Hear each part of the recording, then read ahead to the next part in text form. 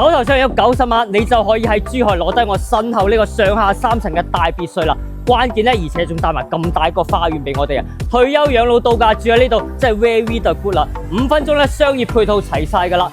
30分鐘就係往返拱北口岸啦。我哋見得到個裝修咧，發展商都安排好晒嘅。1樓呢度咧就係做咗一個會客廳嘅空間俾我哋嘅。我哋上2樓睇下，2樓呢度咧做咗間套房嘅設計啦。你睇下同埋餐客一體啊，超級大嘅廚房，煮9大櫃完全冇問題嘅。呢個客廳都非常之 OK 啦。我哋見得到嘅呢個落地玻璃窗咧，發展商都安排好晒噶啦。我哋上3樓睇下，3樓呢度成層咧做咗休息區嘅空間嘅。呢邊乾濕分離嘅廁所啦，同埋一間客房嘅空間。